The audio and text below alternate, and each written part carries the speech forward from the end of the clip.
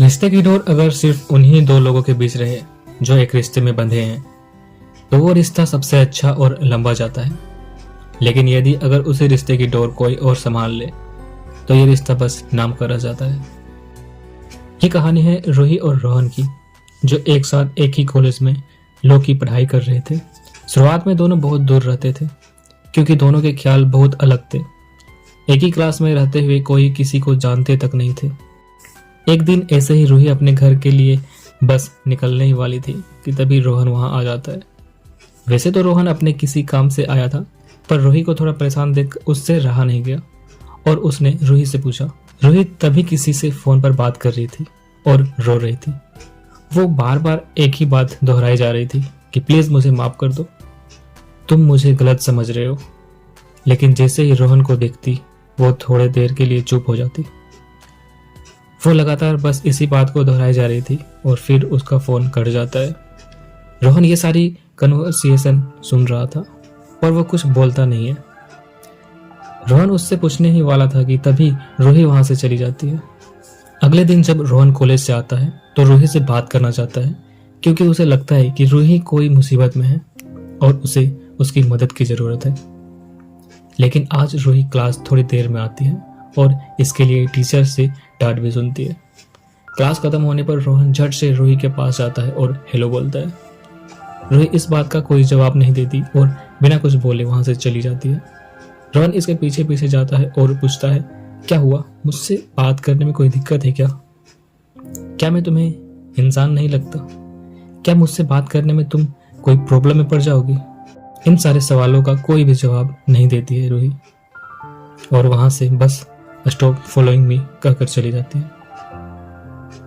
लेकिन रोहन फिर भी उसकी प्रॉब्लम को लेकर परेशान रहता है और अगले दिन वो फिर से क्लास खत्म होने पर रूही से वही सारे सवाल करना चाहता है।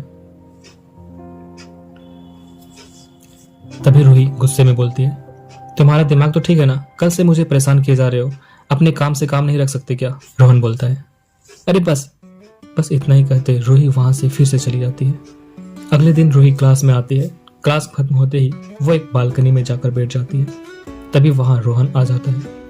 रोहन बोलता है, रूही देखो, मैं तुम्हें परेशान नहीं करना चाहता, ना ही कोई सवाल करने आया हूँ। मैं तो बस तुम्हें परेशान में देखा और इसीलिए मैं तुमसे परेशानी जानने के लिए आया। सॉरी बोलने आया था। इतना ही कहकर रोहन वहां से जाने लगता है। तभी पीछे से आवाज आता है और रूही बोलती है, आओ बैठो। तभी रोहन मुस्कुराते हुए बोलता है, ओह तो अब तुम मुझसे बात करने वाली हो?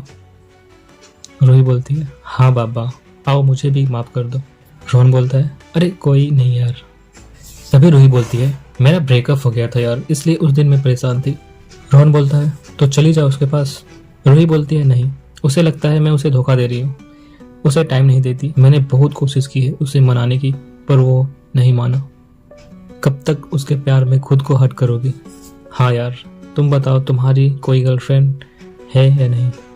रोहन बोलता है, बहुत अच्छी है, बहुत खूबसूरत है, दिल से बहुत प्यार करता हूँ और अब वो सिर्फ मेरी है। अब मतलब पहले किसी और की थी क्या?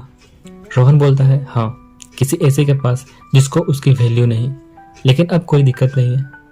रूही बोलती है, क्या बात है, कितनी खुशकिस्मत है वो, तुम कितना प्यार करते हो उसको। दोस्तों, अगर आप यहाँ तक देख लिए हैं तो जल्दी से वीडियो को लाइक करें अगर पसंद आ रहा हो तो। आगे की कहानी मैं जल्दी सुनाने वाला हूँ, पहले आप लोग लाइक करो। ओके, तो चलो आगे की कहानी सुनाता हूँ। दोनों फिर अपने अपने घर चले जाते हैं। अगले दिन रोहन रूही को रोते देखता है। वो उसको हंसाने की कोशिश करता है, उसका ख्याल रखता है, दिन भर उसी के साथ रहता है। रूही ये सब देखकर रोहन से कहती है, क्या यार रोहन, तू जा, अगर तेरी गर्लफ्रेंड ने देख लिया या पूछेगी तो क्या जवाब देगा तू? रोहन बोलता है, मैं अपनी गर्लफ्रेंड के साथ ही तो हूँ, मुझे कौन पूछेगी? रूही रोहन को देखती रहती है और फिर थोड़ी देर बाद उसे गले लगा लेती है। दोनों अब बहुत खुश रहते हैं एक दूसरे के साथ। दोनों काफी टाइम बातें करते हैं। दिन महीने में बदलता है, महीना साल में और साल सालों में बदल जाता है। एक दिन रूही जब एक दुकान में कुछ सामान खरीद रही होती है तभी उसने अपने पहले बॉयफ्रेंड को देखा। और वो सारी यादें फिर से ताजा हो गई। रूही को बहुत मन हुआ कि वो उसको गले लगा ले, पर वो सिर्फ उसे देखती रही। रोहन का ख्याल आया और वो वहां से चली गई। और ये कहानी यहीं पे खत्म हो जाती है। दोस्तों, प्यार एक खूबसूरत सा एहसास है। इसे धोखे का रूप देकर ना कोई खुश रहता है और ना कोई आगे बढ़ता है।